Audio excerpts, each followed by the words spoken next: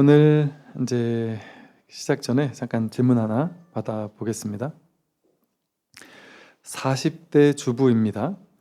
고등학생 딸과 중학생 아들을 남편과 함께 키우고 있습니다. 애들이 초등학교 졸업 전까지 아이들이랑 잘 놀아주는 남편이 요즘은 회사에서 퇴근하고 집에 오면 씻고 자기 바쁩니다. 무슨 일이 있었냐고 물어봤더니 아무런 말도 안 해주고 애들은 이제 사춘기가 와서 예민하고 진로에 관해서 이야기를 해야 하는 때인데 집에 저 혼자 사는 것처럼 마음이 공허합니다. 삶에서 우리는 이제 답을 찾잖아요. 이렇게 자신의 지금 현재 있는 이대로의 삶이 뭔가 좀 부족하다. 혹은 이렇게 말고 다르게 살고 싶다. 이렇게 돼야 된다, 저렇게 돼야 된다라는 자신만의 생각 기준을 가지고 그렇게 살아야 되는데 나는 지금 그렇게 살지 못하고 있다. 그렇게 살 수 있는 좀 남편도 내 말 잘 듣고 자식들 문제도 함께 고민해주고 뭐 자상하고 내 마음이 공허하지 않게 만드는 그런 어떤 좋은 이상적인 집을 만들려면 어떻게 해야 될까요? 하고 이제 묻는 거란 말이에요. 그래서 지금 내 인생 이렇게 문제인데 여기 좀 답이 없을까요? 좋은 방법 없을까요? 이렇게 물어본단 말이에요. 근데 삶이 바로 답이에요. 또 다른 답을 찾아 나서고 추구하는 그 마음이 지금 있는 답을 가리고 지금 있는 이 답으로서 있는데 이걸 문제화 시켜버리는 거예요. 내가 문제를 만드는 거죠. 내 마음이. 삶이 바로 답이다. 현실이 바로 진실이다. 이렇게 얘기를 했어요. 현실은 아무 문제 없다라고 하는 이유는 뭐냐면 현실은 인연 따라 벌어지고 있죠. 저마다 사람이라면 각자 자기가 지어온 어떤 삶의 업에 따라서 현실이 이렇게 펼쳐지고 있겠죠. 그 현실은 인과응보로서 인연화합으로서 그 인연 따라 그냥 펼쳐질 만한 일들이 펼쳐지는 거예요. 그리고 그 인연은 뭐 우리가 보통 뭐 인과응보의 법칙 혹은 또뭐 균형의 법칙 이러듯이 정확하게 균형이 맞게 돌아가게 돼 있어요. 이런 일이 있었으면 그걸 좀 보충해 주는 일이 일어나고 내가 남들에게 사랑을 주었으면 사랑을 받는 일이 일어나고 남들을 힘들게 했으면 내가 힘듦을 받는 일이 일어나고 이런 것처럼 모든 것은 딱 균형이 탁탁 맞게 정확한 인연 따라서 현실이 착 하고 벌어진단 말이죠. 그렇기 때문에 예를 들어 현실에서 뭔가 좀 힘든 일이 생겨났다라고 하는 것은 우리 생각이 현실을 힘든 일이라고 해석한 것이지 현실은 정확히 일어나야 하기 때문에 일어난 거예요. 내가 그걸 분별하니까 문제라고 느껴지는 것뿐이죠. 현실에는 그 일이 일어나야 할 정확한 인연 따라 일어났는데 내가 해석, 판단, 분별하니까 그걸 문제 삼고 있을 뿐이다라고 했어요. 이 말은 내가 분별하지 않으면 내가 뭔가를 추구하고 원하고 기대하고 뭔가를 가져야 된다. 내가 이상적으로 생각하는 가족, 남편은 이런 것이야. 이렇게 정해놓고 그런 현실이, 그런 삶이 펼쳐져야 돼. 라는 그 생각을 믿으면 지금 이 현실은 내 뜻에 맞지 않잖아요.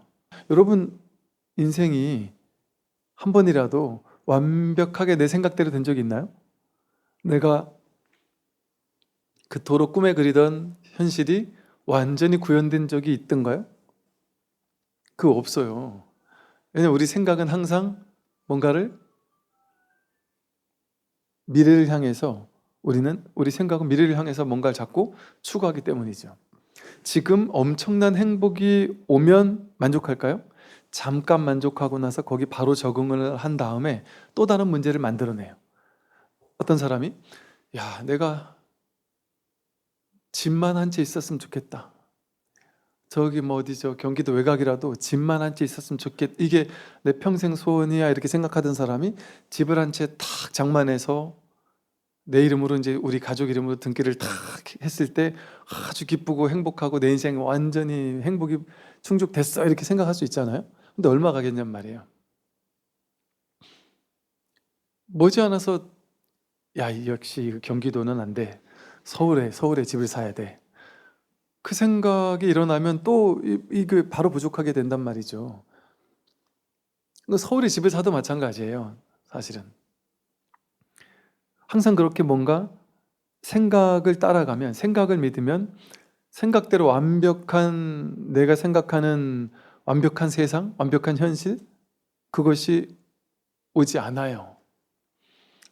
왔다고 해도 그게 금방 잊혀지고 금방 사라지고.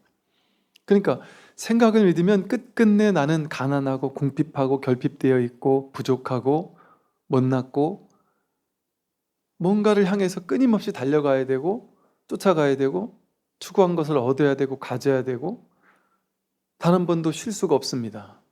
지쳐 나가 떨어져요. 계속해서 삶과 싸워야 돼요.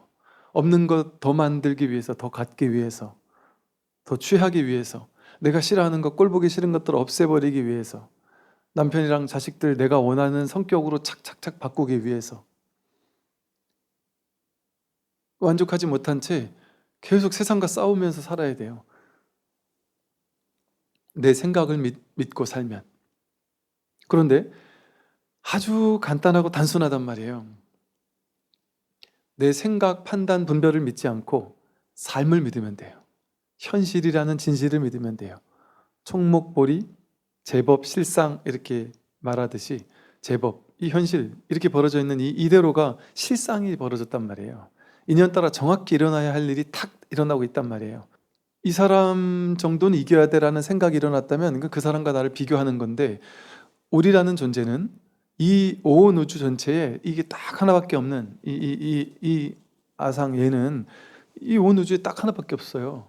그 누구와도 비교 불가한 있는 그대로의 진실이에요. 그 있는 그대로가 완전하게 일어나야 할, 피어나야 할 꽃으로 우리는 피어났단 말이에요. 근데 얘가 이 꽃이 확 죽을 수가 있는 것은 자기 생각 때문에. 이대로 문제가 없는데 누군가 비교하면 문제가 생겨요. 비교하면 우월감이 생기거나 열등감이 생겨요. 위에 갖다 붙여도 아래에 갖다 붙여도 문제가 생겨요. 근데 그 비교 분별만 탁 내려놓으면 지금 여기서 아무 문제가 없습니다. 내 생각대로 이래야 된다 저래야 된다는 그 생각을 하지 않으면. 결혼하는 사람이 이런 마음가짐으로 결혼하면 된다 이렇게 얘기를 하셨던 게 법륜 스님이었나 아마 그럴 것 같아요. 근데 이런 얘기를 했던 글을 읽은 적이 있어요. 결혼할 때 대부분 모든 사람들은 남편 덕 보려고, 아내 덕 보려고 결혼을 하기가 쉽다. 그래서 결혼하면 이제 상대방 덕을 보려고 자꾸 그렇게 생각을 한다는 거죠. 근데 여러분이 자식들한테는 덕 보려고 생각을 잘 안 하잖아요. 자식 키울 때는. 뭐 그것도 덕 보려고 생각할 수도 있겠지만 그냥 끊임없이 밥 달래면 밥 주고 옷 사달라면 옷 사주고 학원 보내달라면 학원 보내주고 계속 해주잖아요. 이 불교에서 이 세상이 동체대비심, 온 우주가 하나다 뭐 이런 얘기를 하지만 그까지 갈 것도 없이 내가 내 남편, 내 아내 한테 뭔가 좀 덕을 보겠다? 그러면 삶이 너무 힘들어지지 않을까요? 너무 피곤하지 않을까요? 내가 이 사람, 이제 우리가 타인들을 만나도 이 수많은 사람들, 힘들어하는 사람들을 만나도 그 사람들이 고민 있으면 우리가 상담도 해주잖아요. 그리고 이 뭐랄까 이 진실이란 동체대비심의 입장에서 본다면 나와 전혀 모르는 사람이 그 사람이 너무나 힘들 때 아주 작은 도움을 준다 하더라도 그들이 나로 인해 삶이 좀 행복해지고 평화로워지고 좋아졌다면 그건 곧 내가 좋아진 거거든요. 그건 나와 다른 일이 아니거든요. 그러니까 타인들도 우리가 돕고 싶은 마음이 일어나거든요. 그러면 가족이라는 건 나와 업을 공유하는, 업이 가장 밀접하게 내 업과 고스란히 투영되어 있는 가장 연결된 사람이잖아요. 그러니까 내가 이 남편, 이 아내를 나를 만나서 한평생 사는 것 때문에 이 사람이 조금 더 행복해졌으면 좋겠다. 나로 인해서 이 사람이 조금 더 평안해졌으면 좋겠고 조금 더 지혜로워졌으면 좋겠다. 그러다 그걸 강요할 수 있는 건 아니잖아요. 그러면 내가 먼저 지혜롭게 다가가는 것밖에 없어요. 지혜롭게 다가가는 게 뭐냐면 그전에는 분별심을 가지고 그 사람을 판단하면서 살았어요. 이 사람은 이게 부족하고 저건 바꿔야 돼. 이거는 좋으니까 더 가졌으면 좋겠고 이건 싫으니까 이런 건 없어졌으면 좋겠어. 이렇게 그 사람을 바라보는 것은 그 사람을 바꾸겠다는 거죠. 취할 건 취하고 버릴 건 버리겠다는 거죠. 취사간택하겠다는 거잖아요. 그럼 내가 원하는 대로 이렇게 바뀌어 했는데 안 바뀌면 화가 나요. 탐심, 진심이 일어나요. 또 이런 성격은 좀 버리려니까 했는데 안 바뀌면 또 화가 나요. 나랑 좀 같이 얘기 좀 많이 하자니까 그런데 얘기를 많이 안 하면 화가 날 수가 있어요. 왜? 내 뜻대로 안 되니까 화가 나죠. 그게 이제 취사, 간택으로 상대방을 바라보는 거죠. 내가 취할 부분, 버릴 부분. 너 이런 점은 좋고 이런 점은 안 좋아. 이건 좀 개선해. 결혼해서 처음에 그렇게 얘기할 수 있죠. 그죠? 그런데 한 번, 두 번, 세 번, 네 번 얘기를 했는데도 불구하고 안 바뀌었다면 보통 한 10년 이상 살면 안 바뀐 거죠. 이미 몇 번을 얘기도 안 바뀐 거잖아요. 그리고 도대체 이해가 안 되잖아요. 저 사람 처음에는 미친 거 아니야? 내가 틀린 말해? 난 틀린 말 하나도 안 하고 옳은 말만 하는데 어떻게 이 말을 틀리다고 생각할 수가 있지? 어떻게 저런 식으로 생각할 수가 있지? 이렇게 어이가 없었을 거 아니에요, 처음에는? 그러나 상대방은 나로 인해 또 어이없을 거예요. 내가 어이없어 하는 그 크기만큼. 그러니까 그렇게 싸웠단 말이에요. 그랬는데도 안 바뀐다면 부처님은 한 4번 해보고 안 되면은 그냥 탁 포기하셨잖아요. 근데 한 5년, 10년 했는데 안 된다. 그러면 내가 얘기해가지고는 안 될 사람인 거예요. 더구나 내가 화를 내면서 짜증내면서 바뀌라니까 이렇게 해가지고는 안 바뀔 사람인 거예요. 왜냐하면 애들도 어때요? 잔소리로는 절대 안 바뀌어요. 잔소리로는 절대 안 바뀌잖아요. 그게 잔소리가 아니라고 받아들여질 때 그때 그걸 귀담아 들어요, 아이들이. 그러니까 잔소리처럼 하는 말은 그냥 이 말을 안 듣겠다는 사람에게 하는 소리인 거예요. 취사간택하는 소리는. 그러니까 그런 얘기 백날 해봐야 소용없어요. 짜증내면서 백날 해봐야 소용이 없어요. 그건 안 듣겠다라는 준비가 되어 있는 사람이거든요. 잔소리처럼 들으니까. 그러니까 그럴 때는 다른 방법을 써야죠. 바뀌도록 해야 돼 이렇게 생각하는 그 내 생각을 탁 내려놓고 그냥 그걸 있는 그대로 인정을 해주는 거예요. 허락해 주는 거예요. 그러면 상대방이 오히려 바뀔 수도 있어요. 그런데 안 바뀔 수도 있고. 근데 내가 받아들여 줬으니까 안 바뀌어줘도 상관이 없죠. 그리고 나면 이제 있는 그대로를 딱 바라보고 나면 이제 내 생각대로 이래야 돼야 돼 저래야 돼야 돼 이렇게 사고하던 생각이 탁 내려놓게 되면 이제 좀 넓은 시각으로 세상을 바라보게 되죠. 이를테면 이럴 수 있겠죠. 이 남편이 옛날 같으면 애들하고 잘 놀아주고 애들에 대한 비전에 대한 아이들의 진로에 대해서 같이 고민도 해주더니 요즘엔 그런 것도 안 해준다. 왜 이 사람이 이렇게 바뀌었지? 왜 이렇게 성격이 나빠졌지? 왜 내 말을 안 듣지? 왜 이렇게 옛날엔 좋았는데 요즘에 이렇게 삐뚤어졌지? 왜 안 좋아졌지? 내 생각대로 돼야 된다는 기준에서는 안 좋아진 거잖아요. 이 사람 때문에 내가 외로운 거잖아요. 근데 그 생각을 내려놓으면 어찌 보면 좀 새로운 게 보일 수도 있죠. 내가 좀 더 넓은 마음으로 이 사람의 힘든 것을 좀 덜어줄 수 있지 않을까? 그렇게 생각할 수 있죠. 그 사람이 그렇게 바뀌었다면 어쩌면 회사에서 남자들 그러기 쉽거든요. 한 30대, 40대, 50대 되고 하면 회사에서 온갖 일들이 생기기 때문에 좀 스트레스 받는 일도 생길 수 있고 뭔가 막 비참한 일도 생길 수 있고 집에 가서 아내한테 어떻게 해요? 이 얘기를 혼자서 가슴앓이 하는 거지. 집에서만이라도 진짜 좀 살고 싶은데 내가 죽고 싶지 않은데 집에서만이라도 좀 이렇게 편안하게 내가 살고 싶어 이런 마음으로 왔을 수도 있잖아요. 어쩌면. 그래서 너무 지치니까 그냥 탁 쓰러져 있는데 난 집에서 노는 줄 알아? 애들이 지금 어떤 줄 알아? 지금 이렇게 만약에 얘기를 했을 때 또 남편이 틀린 말은 아니니까 또 그렇지만 또 이걸 또 얘기하지 못하는 상황이 그러니까 제가 어느 한쪽 편을 드는 게 아니라 이건 또 남편도 마찬가지예요. 아내가 뭔가 마음에 안 들 때나 아내가 회사 생활하거나 이랬을 때도 마찬가지. 그러니까 내가 볼 수 있는 것만 보는 게 아니라 내 생각만 보면 이래야 되는데 왜 저 사람 안 이러지? 이것만 보잖아요. 저 사람의 상태가 어떤지 모르잖아요. 그리고 뭐라고 얘기를 했는데 딴 땐 별 얘기 안 하다가 오늘 갑자기 버럭 화를 낼 수 있죠, 남편의 아내가. 그러면 그거는 지금 일반 상황이 아닌 비상 상황인 거잖아요. 보통 평범한 상황에서는 누가 뭐 별거 아닌 걸로 화를 내고 욕을 하고 버럭버럭 하겠어요. 근데 남편이든 아내든 여러분도 그래요.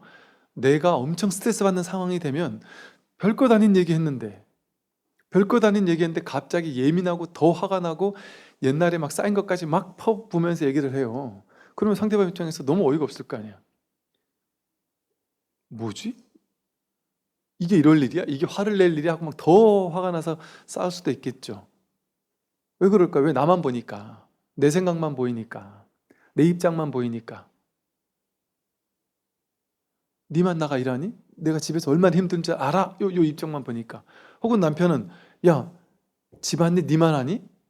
모든 엄마들 다 하는 거? 그럼 뭐 유난을 떠니? 이렇게 얘기할 수도 있잖아요. 그런데 보사님들 중에는 너무 힘들어서 정말 죽고 싶어하는 분들도 있어요. 제가 아는 사람을 통해 들은 이야기가 그 정도까지인지 몰랐다라면서 하는 얘기가 뭐냐면요. 자기가 아는 친구, 옛날 얘기예요. 되게 충격적인 얘기인데, 그 30대 초반, 20대 후반 정도밖에 안 된 나이에 결혼해서 살다가 그 친구가 아내가 아파트에서 잠깐 안 본 사이 뛰어내렸대요. 육아가 너무 힘들어서. 이게 보세요. 그러니까 예를 들어 남편이 자기 생각 속에만 사로잡혀 있으면 육아가 뭐가 힘들어? 이 세상 엄마는 다 하는 건데 기본인데 그건. 그 너만 해? 우리만 애 둘이야? 남들도 애 둘인 집 세고 셌는데 옛날엔 애가 열도 있는 할머니들도 많았는데 잘만 살더구만. 너 그게 뭐가 힘들다래? 옛날에 어머님 때는 똥기저귀를 손으로 다 빨고 옷도 손으로 다 빨고 세탁기 있어가서 뭐가 있었어? 다 했는데 너는 세탁기는 빨래 뭐 세탁기가 해주지 뭐 그냥 일회용 기저귀 쓰지 뭐가 힘들다 그래? 이러면서 얘기할 수 있단 말이에요. 남자들은 만약에 자기 생각 속에만 있으면 그 사람이 요즘 이 사람의 눈동자가 어떤지 얼굴 표정이 어떤지 하나하나를 눈을 마주치고 하나하나를 이렇게 바라보지 못했었다면 못 바라봤죠. 봄의 사랑이 있거든요. 있는 그대로를 있는 그대로 보는 것에서 지혜와 사랑이 나오거든요. 그런데 그런 상황이라면 그 아내의 힘든 것을 있는 그대로 본 적이 없을 거예요. 그 사람이 어떻게 점점점 힘들어지고 있고 점점점 죽어가고 있는지를 전혀 보지를 못했을 거예요. 그리고 뭐를 봤을까요? 자기 생각을 봤겠죠. 아내가 집에만 오면 맨날 불평만 하는 아내. 저 사람 문제 있어. 맨날 불평만 해. 자기만 혼자 세상 고민 다 하는 줄 알아. 자기만 애들 키우느라 힘든 줄 알아. 딴 친구들 보면 애들 키우면서도 막 웃던데. 친구들 만나면 집에서 힘들어도 인상 써도 밖에서 친구들 만날 때는 웃죠. 남의 여자들은 다 웃어요, 원래가. 그러니까 남의 아줌마들 보고 웃는 걸 보고서는 다 웃던데 자기만 왜 저렇게 심각하고 맨날 저러지? 이렇게 생각할 수 있잖아요. 그러니까 그게 왜 그러겠어요? 생각으로 걸러서 내 생각으로 해석한 아내를 계속 바라봐 왔던 거예요. 있는 그대로를 있는 그대로 보지 못했던 거예요. 자기 생각이라는 필터로 걸러서 상대방을 바라보면 남편을 바라보고 아내를 바라보면 남편의 문제고 아내가 문제예요. 왜 내 생각 속에서는 모든 게 문제예요. 이 세상 모든 것이 문제예요. 그런데 있는 그대로를 내 생각과 해석과 판단이라는 필터를 거치지 않고 있는 그대로 자주자주 바라보게 되면 그것 자체가 명상이에요. 그것 자체가 이 마음 공부예요. 우리가 이 세상에서 할 일은 뭐밖에 없느냐 하면 보는 것밖에 없어요. 생각으로 재해석해서 보는 거 말고 판단 분별을 가지고 보는 거 말고 그냥 있는 그대로를 있는 그대로 바라봐 주는 것. 남편이나 아내가 힘들다고 하면 또 저 소리라고 옛날에 경험을 업식을 가지고 너 또 그 소리니? 이렇게 볼 것이 아니고 지금 난생 처음 하는 것처럼 지금 눈앞을 사는 거예요, 그게. 또 그러니 하는 건 과거의 내가 익혀놓은 생각을 가지고 너 또 그러는구나 이렇게 재해석하는 거잖아요. 있는 그대로 보는 게 아니잖아요. 근데 눈앞을 산다, 현실을 산다, 현재를 산다라는 것은 그 사람이 힘들다고 할 때 지금 처음 듣는 이야기처럼 아, 지금 뭐가 힘든 걸까? 힘들다고 하니까 있는 그대로 아, 힘들어 하고 바라봐 주는 거예요. 어떤 것이 힘드니 하고 있는 그대로 봐주는 거고, 어떤 말을 할 때 또 그 소리 하는 게 아니라 있는 그대로 들어봐 주는 거죠. 그게 지금을 사는 거잖아요. 근데 우리 있는 그대로 안 됐죠. 너 표정만 보면 무슨 얘기할지 다 알아. 입만 열면 너 무슨 얘기할지 다 알아. 얘기 안 해도 돼. 됐어. 이렇게 얘기하기 쉽겠죠? 그래서 이게 지혜는 가장 쉬운 거거든요. 명상, 마음 공부는 가장 쉬운 거예요. 근데 우리는 쉬운 걸 안 해요. 뭐가 왜 쉬워요? 아무것도 할 게 없으니까. 있는 그대로를 그냥 허락해주고 있어주면 되니까. 애쓸 게 없잖아요. 힘들어하면 머리를 굴려가지고 네가 도대체 왜 힘들지? 제가 왜 힘들지? 뭐 때문에 힘든가? 저것 때문에 힘든가? 생각하면 안 되고 그거 힘들잖아요. 그 힘들어 이러면 아, 힘들어. 아주 간단하잖아요. 힘들다니까 아이고 힘들구나. 얼마나 간단해. 이게 거울처럼 비춰주는 거잖아요. 있는 그대로 바라봐 주는 거잖아요. 내 생각을 가지고 재해석하는 게 아니라 그냥 있는 그대로 아, 그래 힘들어? 힘들구나. 얼마나 간단해요. 거울처럼 비춰주는 게 가장 간단한 거거든요. 그리고 많은 사람들은요, 힘들 때 힘들어 라고 얘기했을 때 아, 그래? 힘들어 하고 걱정스러운 눈동자로 그냥 있는 그대로 이렇게 바라봐 주면서 많은 걸 할 것도 없죠. 아, 힘들구나. 많이 힘들었니? 하고 이렇게 그 마음을 아, 얼마나 힘들었겠어 하고 이렇게 마음을 그냥 이렇게 비추어만 주었을 뿐인데 이게 봐, 내가 다 들어줄게 이러고 얘기를 하면 그냥 마음을 공감해 줬을 뿐인데 보통 뭐라고 해요? 아니야, 됐어. 아니, 지금 보니까 괜찮은 것 같아. 금방 그러기 쉬워요. 왜냐하면 답을 원했던 게 아니었거든요. 보통 사람들은 그 있는 그대로 비추었을 뿐인 아무것도 한 게 없잖아요. 거울처럼 비추었을 뿐이잖아요. 있는 그대로 바라봤을 뿐이잖아요. 근데 해결이 된다니까요. 그게 답이었다니까요. 답을 주는 게 답이 아니었어요. 보통 이제 MBTI T인 성향의 남편이나 아내는 그러겠죠.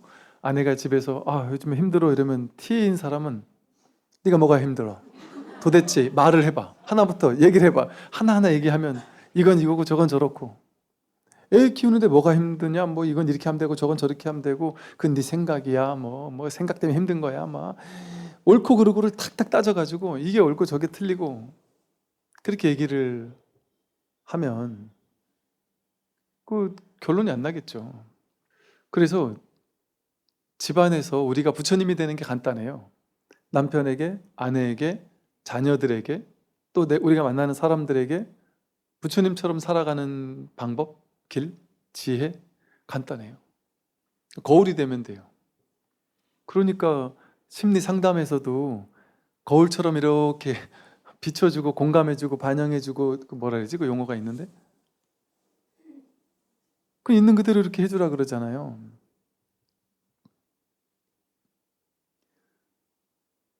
그게 뭐냐면 유의 조작하지 않는 길이에요. 무위행으로서 있는 그대로를 있는 그대로 보는 길이에요. 그러면 그냥 있는 그대로 봤을 뿐인데 그전에는 눈동자부터가 벌써 분별망상의 눈동자가 이렇게 탁 껴있으면 남편에 대한 신뢰가 탁 없는 눈동자를 딱 장착해 있으면 보는 건 난 보기만 했는데 난 아무 말도 안 했는데 말을 하려고 시작만 했는데 벌써 남편이 기분 나빠가지고 화가 나 있을 수도 있어요. 그러다가 그 기본 필터로 분별의 업식을 장착한 그 분별심을 싹 걷어낸 투명한 눈동자로 가능해요, 우리도. 판단 해석하지 않는 그냥 어린 아이 같은 눈동자로 그냥 남편을 그냥 있는 그대로 바라봐줘 보란 말이죠. 아내를 있는 그대로 바라봐줘 보란 말이죠. 그리고 이제 힘들게 돌아가지 말고 아주 쉽게 간단하게 질러가란 말이죠. 힘들게 뭐 얘기하면 그거 이래서 그래 저래서 그래 그건 생각이잖아요. 이래서 그래 저래서 그런지 모르잖아요, 우리는. 솔직히 말하면. 그러니까 모르는 걸 모르는 거대로 두는 거예요. 그래서 힘들어하면 아 힘들어. 얼마나 간단해요.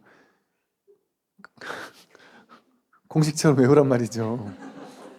간단한 거잖아요. 그냥 있는 그대로 이렇게 그냥. 내가 머리 쓸 필요가 없잖아요. 왜 저러지? 이럴 필요가 없잖아요. 그 입에서 나온 거 그대로 어찌 보면 돌려주는 건데 뭐가 어렵겠어요. 고민할 필요가 없죠. 있는 그대로 이렇게 비추어 주는 거예요. 분별하지 않고 진심으로 비춰주게 되면 그 눈동자가 투명해져요. 그 눈동자에 사랑이 묻어나요. 판단하지 않는, 내가 누군가에게 심판받고 있지 않구나, 판단받고 있지 않구나, 아, 이 사람은 판단 없이 나를, 마음을 열고 들어주는구나. 이게 몸짓, 눈동자, 목소리 하나하나에서 이미 다 알려져요. 안 그래요? 남편이 나한테 호의적인지 안 오늘 분위기가 좋은지 안 좋은지, 기분이 나쁜지 안 나쁜지 그냥 다 알잖아요. 숨소리에서도 알 수도 있잖아요. 우리는 원래 상대방을 읽어요. 저절로 이렇게 그냥 감이라는 걸로 다 알아요. 그러니까 그걸로 벌써 치유가 된다니까요. 그렇게 다가가면 있는 그대로 바라봐주는 마음으로만 다가가기만 해도 이미 벌써 치유가 다 돼버려요. 그게 지혜죠. 그게 지혜로운 사람이죠. 그러니까 지혜로운 사람 되는 게 세상에서 제일 쉽죠. 할 게 없으니까. 과거에 가서 저 사람 이런 것 때문에 그때 이런 일을 했잖아. 또 저러는 거 아니야? 이런 식으로 생각하려면 과거에 가가지고 끄집어내가지고 데이터를 끄집어내서 그걸 가지고 재해석해야 되거든요. 갔다 와야 된단 말이에요. 생각 속으로. 그게 육조단경에서 말하는 굽은 마음이에요. 직심이 아닌 거예요. 곧장 이 마음이 아니란 말이에요. 곧장 이 마음은 뭐예요? 분별로 한번 필터로 걸러진 마음이 아니고 곧장 지금 이 마음, 우리가 이렇게 들으면 뭔 소리인지를 재해석하는 마음이 아니라 아무것도 하지 않아도 저절로 들리고 저절로 이렇게 비춰지잖아요. 저절로 알아차려지잖아요. 이 마음 100% 지금 모두가 100% 쓰고 있는 마음이잖아요. 누구에게나 이미 갖춰져 있는 마음이에요. 이 마음으로, 이 시선으로 그 있는 그대로 투명하게 그냥 바라봐주면 돼요. 그러면 아무 문제가 없어요. 내가 해석할 필요도 없어요. 그러니까 너 왜 그러니가 아니고 왜 저러지? 하고 자기 허물을 한번 바라볼 수도 있죠. 그래서 있는 그대로 이렇게 바라봐주게 되면 서로가 상대방의 마음이 열리기 시작해요. 그리고 이제 더 이상 뭔가를 원하지 않게 돼요. 원하는 마음을 내려놓게 된단 말이죠. 집착하고 원하는 마음을 내려놓고 있는 그대로 바라봐주기 시작한단 말이에요. 이게 이제 삶의 대전환이 시작되는 거예요. 그전에는 내 뜻대로 됐으면 좋겠어. 남편이 이렇게 했으면 좋겠어. 아내는 이렇게 했으면 좋겠어. 자식은 이렇게 했으면 좋겠어. 세상은 이렇게 돌아갔으면 좋겠어. 내가 원하는 계획이 다 있었단 말이에요. 그건 이제 생각이 주도적으로 삶을 살아가는 거잖아요. 근데 그 생각을 하되 함이 없이 생각을 내려놓고 생각에 대한 집착을 내려놓고 있는 그대로 보는 삶을 살기 시작하면 삶을 있는 그대로 바라봐줘요. 바라봐주는 게 받아들이는 거예요. 허용하는 거예요. 그 삶을 사랑하는 거예요, 그것이. 그런데 내 뜻대로 돼야 된다는 생각이 없어요. 그리고 이제 누군가가 나를 도와주면 좋다. 그 도움을 받아야지. 남편이 나를 도와주면 좋겠어. 남편이 내가 기댈 수 있는 사람이었으면 좋겠어. 이렇게 생각하다가 지금 남편은 내가 기대지 못할 남편이야 싶잖아요. 그러면 그게 현실이잖아요. 이 남편 옛날엔 내가 기댈 수 있었는데 지금은 못 기대. 기다리고 싶은데 기다리면 자꾸 도망가. 내 뜻대로 안 돼. 그러면 그게 현실이잖아요. 그러면 그걸 받아들이는 건 뭐예요? 안 기대면 돼요. 안 기대면 될까요? 안 될까요? 돼요. 안 기대도 사라져요. 그리고 이미 받아들여져 있잖아요. 안 기대는 게. 기대도 지가 등을 내주지 않잖아요. 그럼 나는 기대고 싶은데 기대지 못할 인연이 만나지잖아요. 그게 받아들여진 거예요. 그러니까 지금 이미 안 받아들여지고 있어요. 이미 받아들여졌어요. 그걸 허용하란 말이에요. 이미 허용된 걸 허용하는데 그걸 뭘 받아들인 노력을 해야 돼요? 노력할 것도 없어요. 그냥 오케이 하는 거예요. 그냥 삶에. 너 내가 기댈 지금 저기 안 되나 보구나. 그럼 오케이. 네, 기대는 마음을 그냥 탁 내려놓으면 돼요. 그러면 새로운 삶이 열려요. 이 사람을 통해서 이 사람과 함께 행복한 게 너무 좋아 이랬는데 지금 내가 기댈 수 없네. 저 사람 뭔가 지금 그런 여유가 없나 보지. 뭔지 모르겠지만 지금은 기대면 안 되는가 보다 하면 이제 어떻게 하면 돼요? 뭔가 기대지 않는 새로운 삶을 한번 살 수 있는 새로운 가능성이 열려요. 어디에도 기대지 않을 수 있는 게 그게 진짜 공부예요. 이 공부하시면 돼요. 그러면 불교 공부하면 돼요. 마음 공부하면 돼요.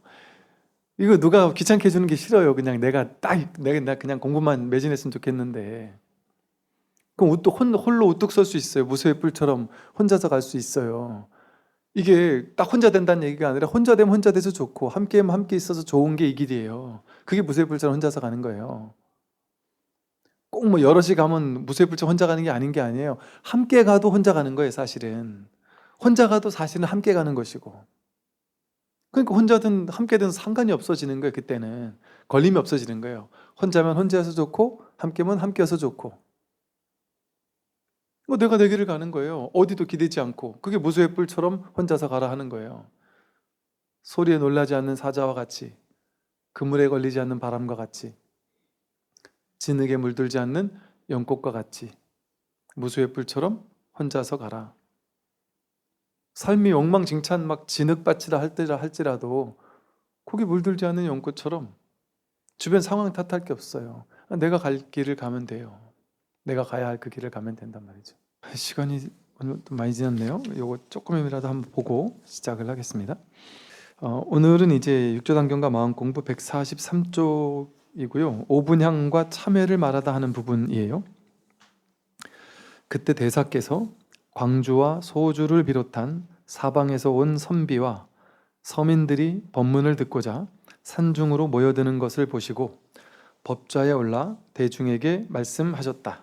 잘 오셨습니다. 선지식들이요. 이제 법회를 하는 그런 장면이겠네요. 잘 오셨습니다. 선지식들이요. 이 일은, 이 마음공부 이 공부는 모름지기 자성으로부터 일어납니다. 이 세상 모든 일들은 전부 다 자성에서 일어난 거예요. 여기서 일어나지 않은 일이 없어요. 여러분이 자성을 마음이라고도 하잖아요. 마음. 오온계공이라는 말 들어보셨잖아요. 오온계공. 몸, 느낌, 생각, 의지, 의식 이게 난 줄 알았는데 몸과 마음이 난 줄 알았는데 몸과 마음은 공하다. 고정된 실체가 아니다. 무상하게 변해가는 거다. 몸도 계속 변해가지. 어떤 실체적인 안 변하는 뭐가 없을 거 아니에요. 몸은 계속 변해가지. 느낌, 생각, 의지, 의식 다 변해가지. 감정도 왔다 가잖아. 생각도 왔다 가잖아. 사고방식, 가치관 다 왔다 가잖아. 의지, 의식 하고자 하는 거 계속 바뀌잖아. 분별심 바뀌잖아. 그러네. 그럼 몸도 내가 아니고 마음도 내가 아닌데. 근데 내가 없나? 내가 없나요? 너무나 명백하게 내가 있죠. 내가 있는 건 확실하잖아요. 그죠? 어떻게 알아요? 제가 하는 말을 지금 듣고 계시죠? 듣고 있는 내가 있잖아요. 그죠? 이 소리를 듣고 있는 내가 있죠. 내가 없진 않아요. 그죠? 명백한 거 한 가지는 내가 없지 않아요. 내가 있어요. 근데 몸이 나인 게 아니에요. 몸은 가난하기 때문에 몸 지금 하나도 없잖아요. 새로운 몸이잖아요. 그러니까 몸이 나였으면 가난하기 때 몸이 없어졌으면 나도 없어졌어야 되잖아요. 10대 때 몸이 사라졌으면 나도 사라져야 되잖아요. 근데 내가 사라졌나요? 그때부터 지금까지 계속 있잖아요. 가난하기 때 10대, 20대, 30대 지금까지 계속 나는 있잖아요. 그죠? 그러니까 우리가 나라고 하는 그 나가 몸은 아니잖아요. 몸이 내가 아니에요. 희한하게도 느낌, 생각 계속 바뀌잖아요. 의지, 의식 다 바뀌잖아요. 계속 변하고 있잖아요. 느낌, 생각, 의지, 의식 내가 아니에요. 그러면 몸도 내가 아니네. 마음도 내가 아니네. 그러면 내가 없나요? 있죠. 어떻게 알아 있는지? 이렇게 이거 듣고 있는 내가 있고, 이렇게 숨 쉬고 있는 내가 있고, 이 진짜 자기는 어떤 이제 우리가 살림살이라고 표현을 하거든요. 가장 기본적인 삶을 이 마음이 하는 거예요. 이 마음으로 듣고 숨 쉬고, 아까 공양하신 거 지금 소화시키고 있어요. 내가 하는 게 아니에요. 그냥 저절로 얘가 소화시키고 있어요. 제가 그 말씀 드렸죠. 나이가 들지만 이상하게 나이 들지 않은 것 같아 하는 게 있잖아요. 그러니까 욕먹을까 봐 남들한테는 그런 얘기는 안 하지만 내 속으로는 나는 진짜 나이가 안 드는데? 나 안 들었는데? 이렇게 나이가 많으신 분도 나는 진짜 20대 뭐 젊었을 때 청춘 같은데 이게 너무나 명백하게 있잖아요. 그런 마음이. 그죠? 그런 내가 있잖아요. 그죠? 나이 안 되는 나, 변하지 않는 나. 이 어떤 소리를 듣고 생각하고 해석하고 판단하는 나는 계속 변하는 나죠. 나가 그렇게 하는 거죠. 변한 나가. 어떤 상황을 보고 좋아하거나 싫어하고 좋은 느낌을 일으키거나 싫은 느낌을 일으키는 거 분별이 하는 일이죠. 분별망상이 하는 일이죠. 오온오치온의 일이잖아요. 좋은 느낌, 싫은 느낌. 인연 따라 좋은 느낌이 일어나기도 하고 싫은 느낌이 일어나기도 하고, 어떤 상황을 보고 옳다 그르다 맞다 틀리다 하는 생각도 왔다 갔다 하잖아요. 어떨 땐 이게 옳다고 했다가 어떨 땐 그걸 틀리다고 했다가, 의지의식도 이걸 하고 싶다가 저걸 하고 싶다가 계속 달라진단 말이에요. 분별의식도 마찬가지고. 그런데 좋은 느낌이 일어나고 싫은 느낌이 일어나요. 그 일어난 느낌은 수온이에요. 오온 가운데 수온이죠. 수온, 좋은 느낌이 일어나고 그 다음날 싫은 느낌이 일어나요. 그런데 보세요. 좋은 느낌이 일어날 때 좋은 느낌이 난 줄 알고 싫은 느낌이 일어날 때 싫은 느낌이 난 줄 아는 게 그 에고 아상이거든요. 그 우리는 우울한 느낌이 계속 일어나면 나는 우울해 이러잖아요. 이 느낌을 나라고 착각한 거예요. 그거는 일어난 느낌이잖아요. 근데 보세요. 좋은 느낌이 일어나기 전에 아무 느낌 없네 하고 알아차리고 있죠. 또 좋은 느낌이 일어날 때 좋은 느낌이 일어났어. 그리고 흥분하고 있어. 행복해 하는 느낌이 일어나는 걸 내가 알아차리고 있어요. 비추고 있어요. 그리고 좋은 느낌이 딱 사라지면 그 느낌 사라졌네 하고 알아차려요. 또 그 다음에 싫은 느낌이 일어나면 싫은 느낌을 이렇게 비추어요. 또 싫은 느낌이 없을 때 없다라는 걸 또 알아차리고 있고, 즉 이 알아차리는 마음은 일어나는 오온과 상관없이 늘 있죠. 그러니까 즉 일어나는 느낌은 오온이잖아요. 생기고 사라지는 거잖아요. 대상이잖아요. 그죠? 근데 그걸 알아차리는 비추는 마음은 늘 있으면서 그걸 모든 걸 비추죠. 좋은 느낌, 싫은 느낌, 좋은 생각, 나쁜 생각 모든 걸 비추죠. 그러니까 이 마음이 먼저 있는 거죠. 보이는 대상과 상관없이, 오온과 상관없이. 몸도 10대 때 내 몸이 건강하다고 알아차리고 있었잖아요. 아무리 뛰어도 뭐 피곤하지도 않고 이런 몸이 있었잖아요, 옛날에. 내 몸 건강해하고 알아차리고 있었잖아요. 근데 지금은 조금만 뛰어도 힘든 걸 알아차리고 있잖아요. 건강할 때와 건강하지 않을 때 그건 모양이잖아요. 모양이 달라지는 거잖아요. 근데 건강한 줄 알고 건강하지 않은 줄 아는 그 마음은 변하지 않았죠. 늘 있죠. 그 마음 가지고 이 소리 듣고 있죠.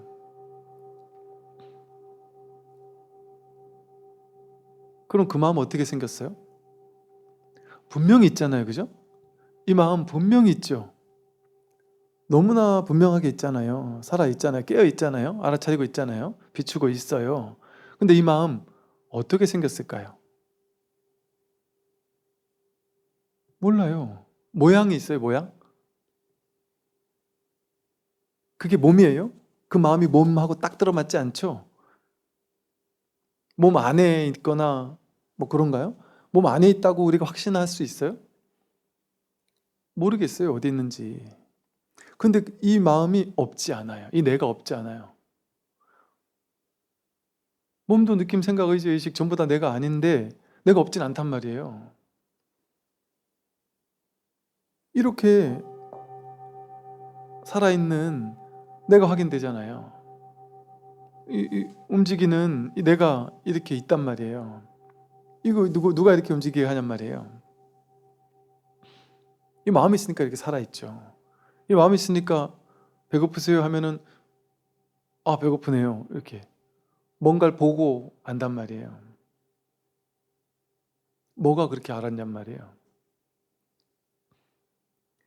내용은 끊임없이 달라져요. 느낌도 달라지고 생각 달라지고 몸도 달라지고 의지 달라지고 의식 달라지고 오온이라서 내용물은 우리는 이 몸은 주관인 줄 알았는데 몸도 객관이잖아요. 보니까 여기서 비춰지는 대상이잖아요. 생각 알아차려지잖아요. 생각 많은 거 알잖아요. 자기가 명상하라면 명상하고 나서 너무 생각이 많았어요. 이렇게 알아차리고 있잖아요. 느낌 알아차리고 있잖아요. 몸뚱아리도 알아차리고 있잖아요. 몸에 지금 감각이 어떤지, 추운지, 더운지, 열감이 있는지, 다리가 아픈지 이거 저절로 알아요. 비춰서 알아요.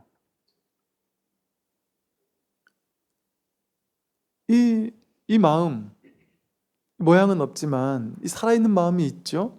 그리고 이 마음 가지고 우리가 지금 사는 거 아니에요? 인생 사는 거 아니에요? 내가 살아있다고 할 때 이 마음이 살아있는 거죠.